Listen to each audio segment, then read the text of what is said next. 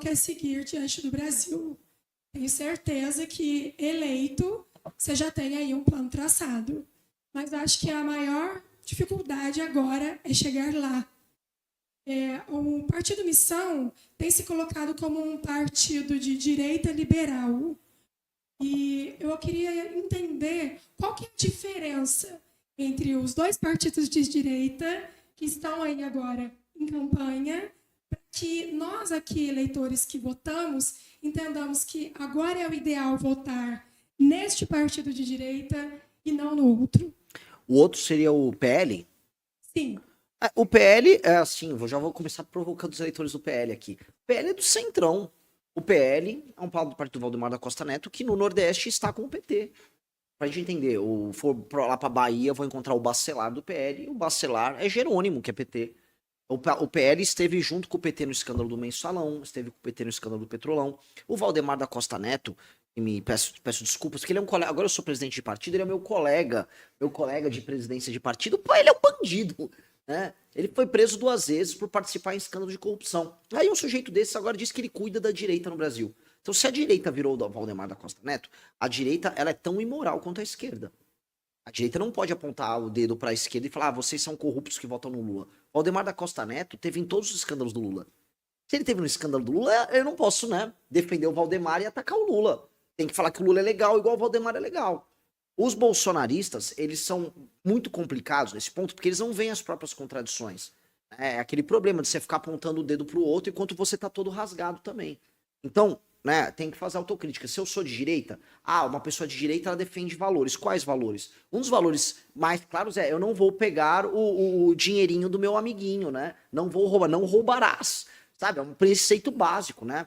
Se você defende a tradição e você for defender uma tradição até numa perspectiva bíblica, sabe? Não roubarás deveria ser uma das coisas mais fáceis. Mas pro bolsonarista não entra na cabeça isso. Então, primeiro, nós não somos ladrões. Essa é a primeira coisa, nós não somos ladrões, não há escândalo que recaia sobre nós, e quando há uma suspeita que alguma pessoa nossa possa estar se envolvendo com um ladrão, nem que roubou, pode estar andando muito perto do cara, nós já expulsamos. No PL eles trazem para dentro o ladrão. E 2, nós temos um projeto verdadeiro para o Brasil. O que eles têm são, vamos dizer, palavras ao vento. Palavras ao vento do Bolsonaro, vamos acabar com isso aí. Nicolas, acorda Brasil! Tá, legal, o que tem depois disso aí? O que eles têm em termos de política de combate ao crime? Eles não sabem dizer. O que eles têm de política para resolver a crise fiscal brasileira? Eles não sabem dizer. Qual o programa que eles têm para resolver a questão da contratação e de demissão de pessoas? Eles vão reformar a CLT? O que eles vão fazer pro Bolsa Família? Eu vi o Flávio Bolsonaro falou que vai aumentar o Bolsa Família. Eu tô numa região aqui que é região de gente trabalhadora. Em grande medida votou nos Bolsonaro. Então vocês pagaram, só para entender, vocês estão pagando a conta do Brasil, vocês são trabalhadores, aí o dinheiro de vocês vai para Brasília, sustenta o Bolsa Família e os caras falam que vão aumentar. Aí depois tem que votar nele porque ele é de direita. Entendi, então vota logo no Lula, que o Lula já avisa que vai dar Bolsa Família, Vale Gás e tal, né? Então, essa é a direita? Desculpa, uma direita que trata o eleitor como um imbecil. E eu não trato o eleitor como imbecil. Porque eu falo pro eleitor, nós vamos precisar fazer algumas reformas que no começo vão ser amargas. Até porque se você tá com câncer, eu não vou falar, vai ser legal, vou curar essa coisa, vai ser divertido. Não vai ser divertido. Se você tiver com câncer, você vai ter que fazer uma terapia. Se você for mulher, seu cabelo vai cair numa quimioterapia. Você vai sofrer, sua autoestima vai cair, mas você vai ter que lutar. O que eu tô falando é, o Brasil tá em crise, nós vamos ter que fazer coisas muito complicadas, né? O remédio é amargo.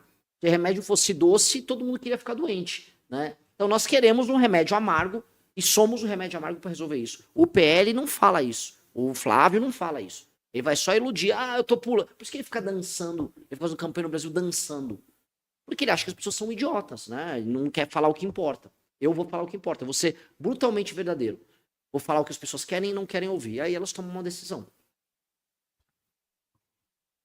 Candidato, muito boa tarde. Importante a sua vinda. Tocou aí com resgate.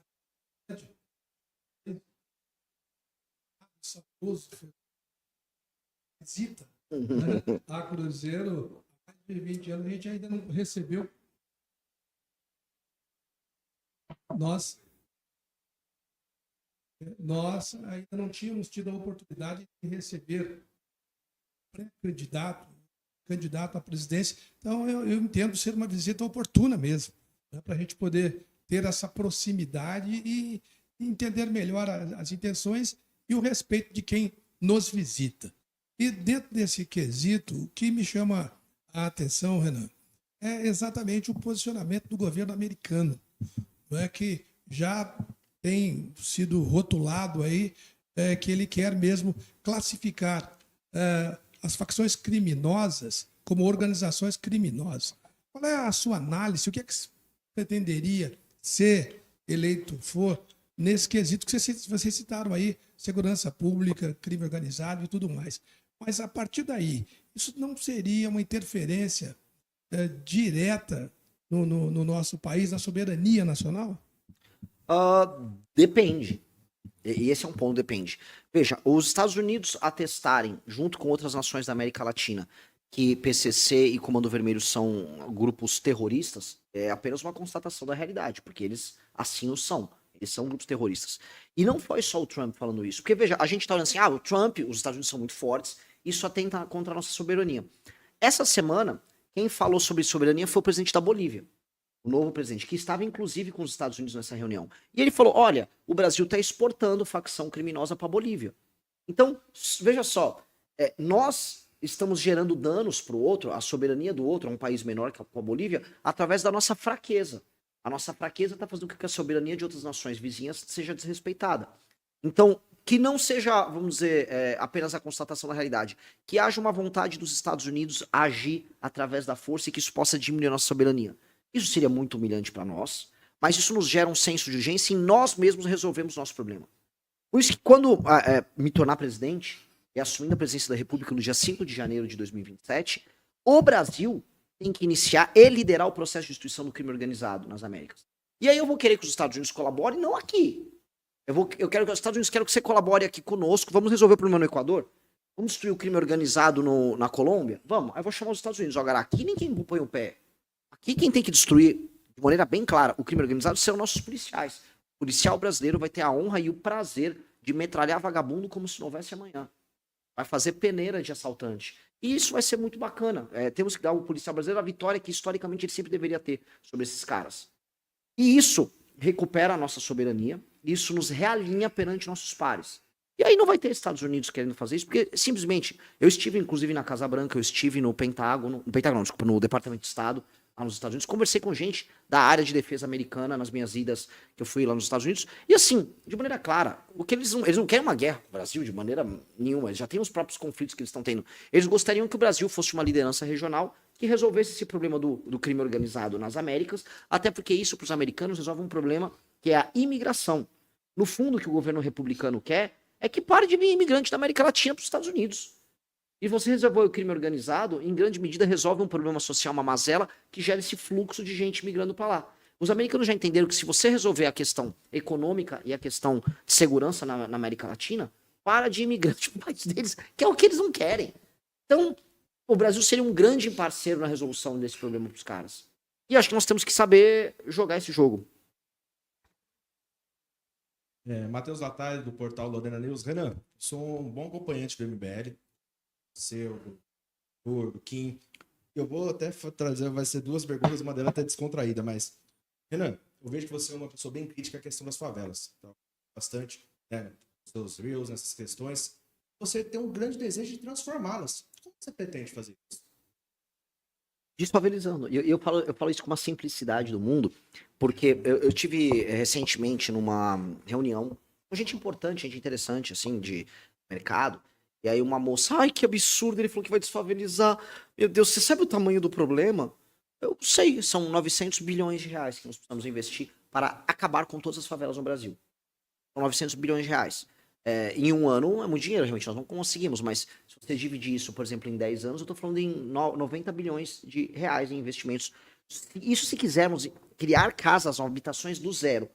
Você não precisa criar habitações do zero. 2, você consegue fazer parcerias público-privada. 3, você consegue monetizar esse processo de investimento. Você consegue tudo.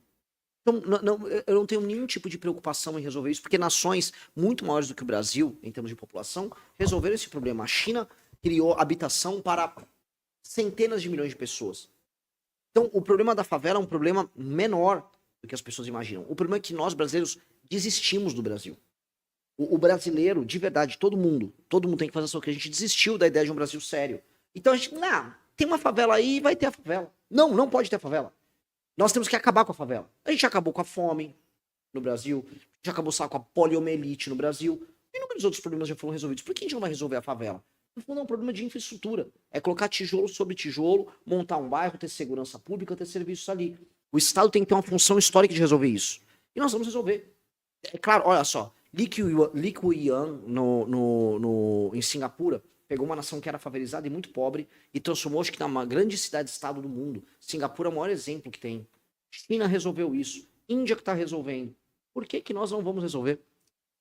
Eu posso entrar no detalhe se você quiser como fazer, mas não é ciência de foguete. A gente está falando em construir habitação ou reformar coisas que já existem.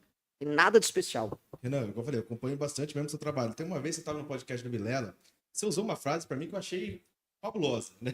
Foi até engraçado. Uma vez você falou que o Brasil é o filme do Batman, que todas as pessoas são o Coringa, inclusive o Batman. Exato. Você explicava pro pessoal essa frase que eu achei maravilhosa.